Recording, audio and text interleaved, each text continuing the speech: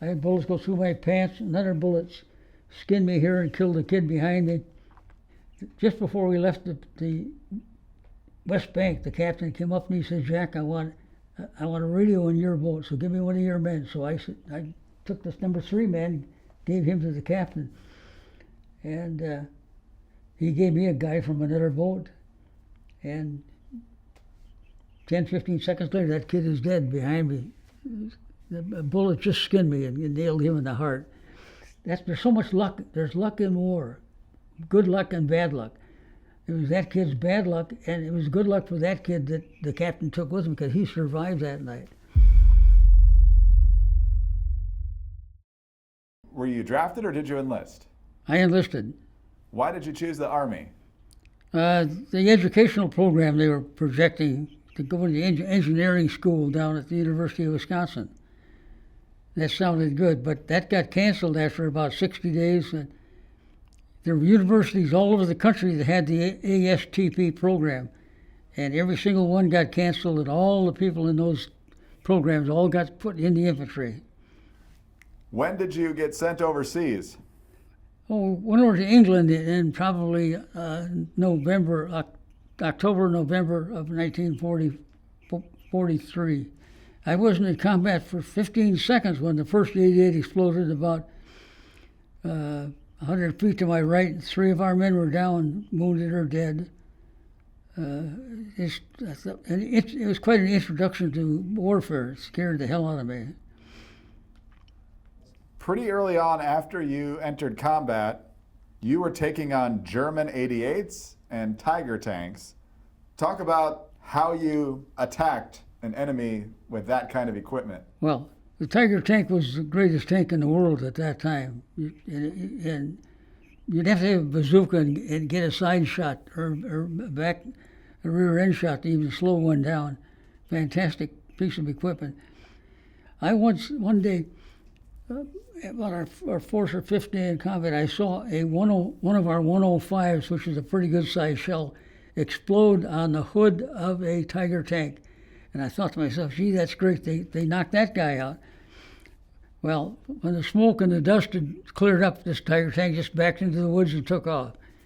Because the hood of a Tiger tank is 4 inches thick, solid steel. That's what makes them weigh a ton. It's a very heavy tank, very difficult to stop. But our Sherman tanks were no contest. Could not fight. A Sherman tank and a Tiger coming at each other. When the Tiger got about 1,500 feet from the Sherman, it could start firing its 88. The Sherman could not fire at the Tiger until it got within 500 feet of the Tiger. By that time, the Sherman is in deep trouble. There was a saying in the tank corps. There was a saying: if you're going after a Tiger, send 4 Shermans and hope to get 1 back. It was deadly combination. I'll tell you one thing about the Tiger tank. I had documented report. As D-Day plus 3 or 4, we were up off the beaches, inland, moving inland now. The British anchored one end of our advance line. It was a British artillery division, a whole division, which consisted of a lot of Cromwell tanks, troop carriers, and other support vehicles. So there's a Tiger tank driver named Michael Whitman. He was a king of that genre. Michael spotted this British artillery division coming through the woods, and he attacked them. That afternoon, one Tiger tank knocked out 54 British tanks and tank carriers and vehicles, all kinds of. He knocked out 54. He paralyzed that English artillery division. They had to stay there for weeks while England resupplied them with new tanks and new trucks, etc., plus maybe 100 to 200 men that use that equipment, and they're all killed. So it was a real disaster for England, but it demonstrated how accurate and how good this Tiger tank was, Devastating. how dynamite it was. It's just, yeah, it was dynamite. That's a little bit discouraging that if the enemy's got weapons that you don't have, better weapons, and they had better tanks than we did. The 88 was much far superior to any field artillery we had. If you put an 88 in position on a battlefield, it could dominate that battlefield. But talk about the Allied weapons. Yeah, we were using the 105s back in the Saar Valley. I can remember we attacked a Hill 360 one day, and it was a tough battle. In fact, I lost my 4 best friends in that battle that afternoon. And we got to the top of the hill. There was a rock pile up there, and the rock pile had been hollowed out. So I jumped into this rock pile with another one of our guys. The Germans were only about 50 yards away from us in the woods. There were woods at the top of Hill 360. So we called in our artillery, and our 105s started coming in very close to us. They were landing right out just in front of us to keep the Germans away from us. But in the process, the kid that was in the foxhole in the rock pile with me, he was bleeding blood. The concussion and shock was so great. So that was good protection, and I appreciated that. But our artillery was good. It was good. And it helped when we needed it. We used mortars, of course. And what did you have on you? I used an M1. As I told you, it's a wonderful rifle. I didn't like the BARs too heavy. It wasn't any more effective than an M1. Why did you love the M1? Oh, it was the best rifle in the world at that time, of course, because you could fire so fast and just reload it in 2 or 3 seconds. Bang, bang, bang. You can fire. We crossed the Rhine River one night in a very, very bad battle. We lost a lot of men out in the water, and about 70 of us survived. 140 left in little tiny wooden boats. About 70 of us made it to the other side, and we're advancing inland, and we're walking in the dark, middle of the night, 12:30 at night, and we're firing from the hip with our M1s. You fire 8 rounds, stick a new one in, fire 8 rounds. The 70 of us were throwing a tremendous amount of lead into the dark, waist high. And we captured some Germans. One of them the next day said, "You guys made so much noise last night, I thought there were at least 700 of you." And it was just 70 of us. But that was the great ability of the M1. Beautiful weapon. I wish I'd taken one home with me when I left. Yeah, I should have told you a little bit about the snipers on that Rhine River. They hurt us. You couldn't run across the street from one building to another. You were in danger. One of our lieutenants running, less even shorter distance than from here to that wall, running. He started to run, and a sniper from 600 yards away hit him behind the ear. The bullet came out here. That sniper had to be laying on a firing platform with his eye to the telescope and his finger on the trigger and just moving his scope and looking for somebody to do something over there. He couldn't do it any other way. He couldn't have taken the time to... No, that's right. Yeah. Pick up the rifle.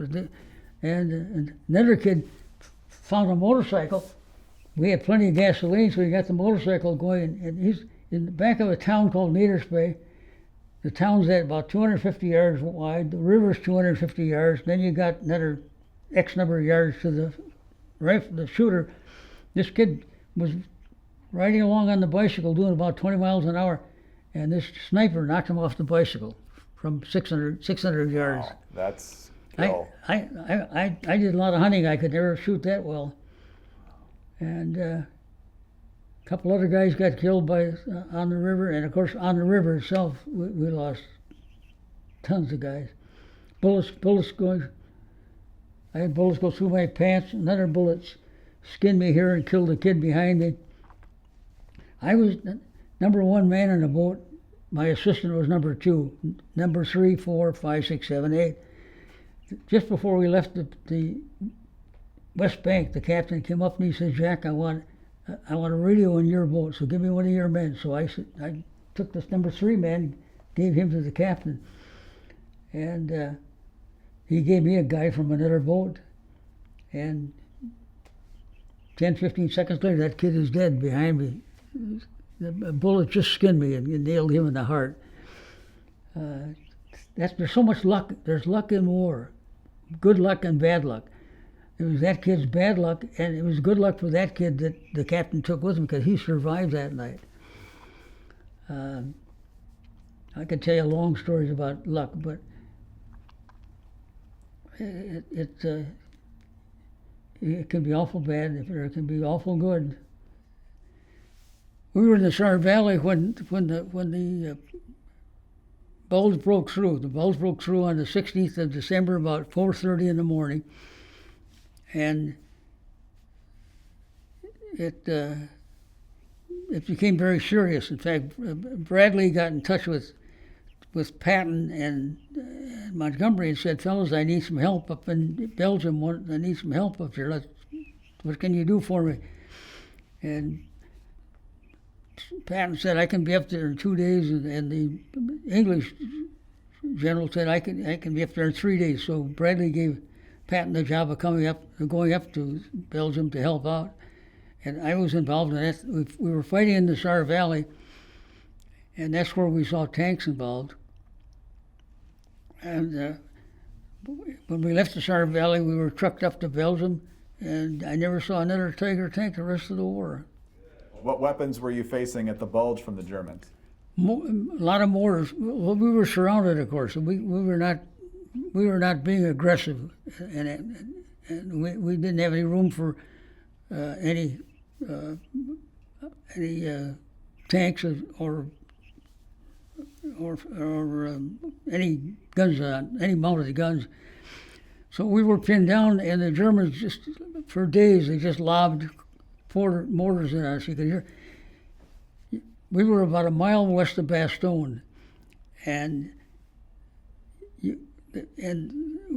our circle in which we were in was probably, 200 feet long and 150 feet wide, and we had foxholes all around.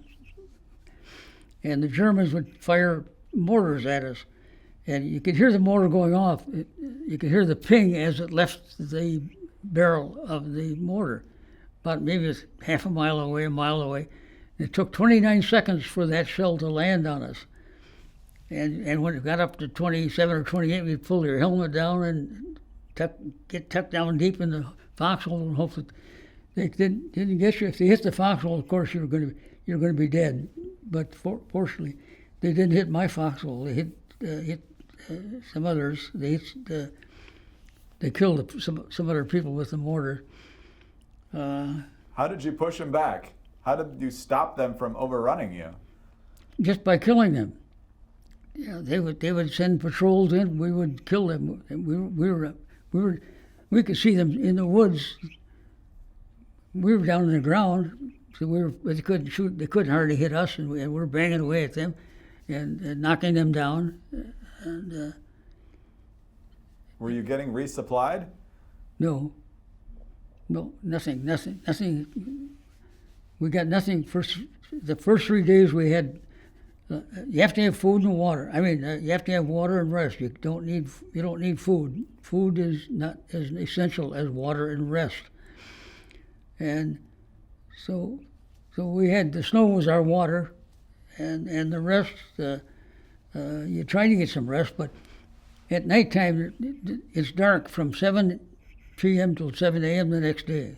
So you got 12 hours of darkness, and so you and your partner to each take 2 hours on, your 2 hours off, 2 hours on, 2 hours off. You lay in the bottom of the foxhole, and try to get some rest, but you're exhausted, you're hungry, you're tired, so you lay down on the bottom of the foxhole and try to go to sleep. But while you're laying down there, and you're cold, ice cold, there's no blankets, no bedrolls. While you're down there, you hear a machine gun going off down, 100 yards down the street. You hear some mortars exploding back here. It's not good sleep.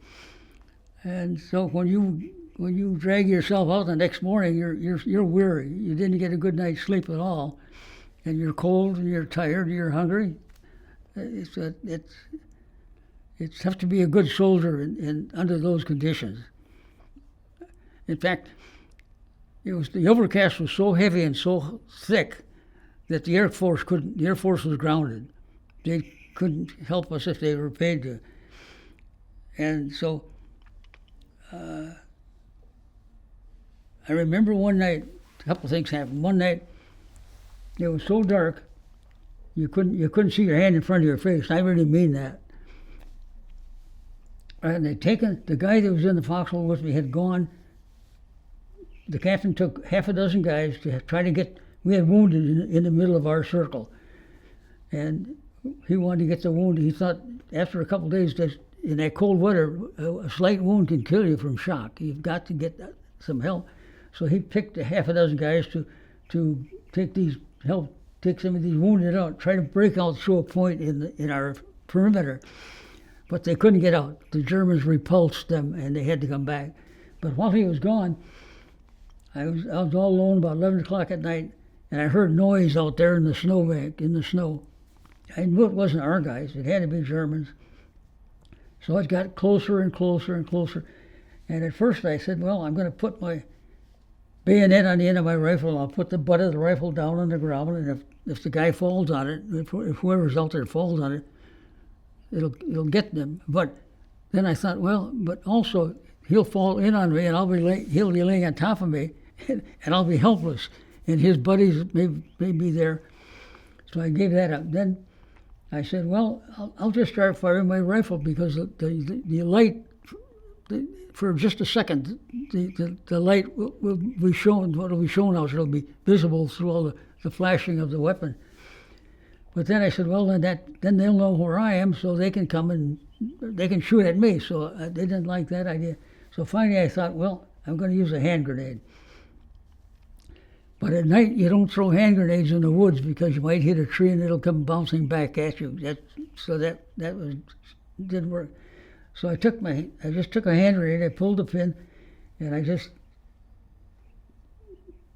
put it out there like that, and took my hand off it, and it's going to explode in 4.5 seconds. And I pulled my head back down as low as I could, and then the explosion occurred. But my helmet was sticking up just a little tiny bit, and banged the top of my helmet, knocked me silly for 24 hours. But it did the job. It stopped the people that were there. So we defended ourselves pretty good for the 6 days, and then finally at the end of 6 days the sky cleared, and the Germans were able, the Air Corps was able to attack the Bulge. The Bulge was out like this, and the Germans were all in the Bulge, and we were out here Bastogne was about here, and then we were further west than Bastogne. But when the Air Force was able to operate again, started, machine gunning all these positions, dropping bombs.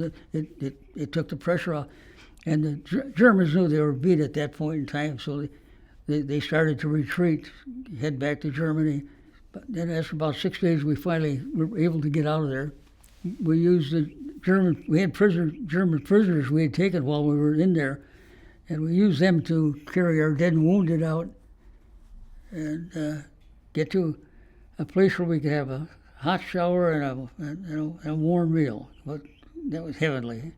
That's perfect. Oh God, that was tough. If we got to at the end, when we got to the top of the hill, through all these bunkers one day, we got to the top of the hill. I'm looking down into a valley. Here's a little town called Ormond down at the bottom of this hill, and the captain did not want us going down this hill, which is wide open. There's no trees, nothing to hide behind, and have the Germans have tanks or artillery in that town, and they could slaughter us. So he called for He called for corps artillery. Corps artillery. Each corps has several divisions under it. Each division has several artillery regiments underneath it. And when you call for corps artillery, you're going to call for every gun of all these artillery regiments to fire so that the shells all arrive at the same time. So about a minute after the captain gave the order for the corps artillery, over the horizon you could hear the rumbling of the big guns back 10 or 12 miles, big 240s. They throw a big battleship-sized shell. 240 rifles fire. Then the 240 howitzers fire a little bit later. Then the 155 long rifles. Then the 155 howitzers.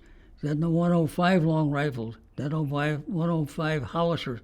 All these shells are up in the air at one time. And in fact, looking up, I could see the flickers as they went over. And they all landed on a target at the same exact moment, almost at the same exact second. 540 shells exploded on that town in one burst. And that town just erupted. I never saw anything. It was the greatest sight of my life. And as soon as the smoke, dust started to settle, we all were racing down the hill. All about 70 or 80 of us was firing from the hips with our M1s, and we had the tank destroyers running along right beside us, firing their 90s into the target. We destroyed that town, and we knew that there'd be no resistance from the Germans. It was just they'd be absolutely shocked. So we got down there. They had left, taken their wounded with them, left their dead behind, and but just an amazing sight.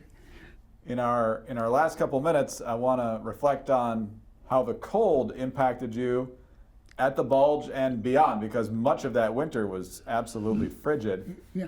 How did it affect you, and how did it affect your weapon? The Bulge especially was tough because we were so cold and our weapons were ice cold. I wonder if the damn thing would have fired. I'm sure it would. But the cold, the Saar Valley wasn't quite as cold as the Bulge, but it was sloppy. It was muddy, and cold at night when you're dug into a foxhole at night. And of course, there's some buildings available to us down in the Saar Valley. But the Bulge was the tough one. That was you just when it was below zero. I'm not below zero, but down around pushing zero. For 6 days, 6 nights. I mean, all you can do is shiver. There's nothing you can do about it. You can't do a damn thing except bite the bullet and accept it. But winter was a factor, but it had to be just as hard on the Germans as on us, and maybe even harder because we were probably better equipped to handle it. And I bet the young Germans in the foxholes 100 yards away were just feeling just as bad as we were. I came down off a hill after one battle into a barn, and here's 2 or 3 of our guys from my platoon are sitting there with their shoes off and with the yellow tag on their toes, and they got a big shit-eating grin on their face. They're going to be evacuated and get for frostbite, and they're happy as kids with a new toy. And I said, I couldn't get frostbite to save my life. Honestly, I think I would have welcomed it. That's how desperate people were to get out of there. I saw 25-year-old men. They were men. We were 19-year-old kids. We thought they were men, sitting in the corner of a barn after a battle, sitting there, 25-year-old men crying like a baby, sobbing. I can't stand it. I cannot take this anymore. You've got to get me out of here. It was tough. One guy wrote to our division magazine. He said, "I went to hell. I came back from hell. I hope God remembers that, and when I die, I hope He takes me to heaven. But it was desperate times.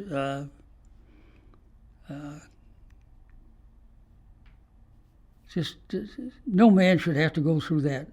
What we went through, it was so hard on our nerves, on our bodies, on our minds. Just watching our own friends die. I was lucky, no question about it.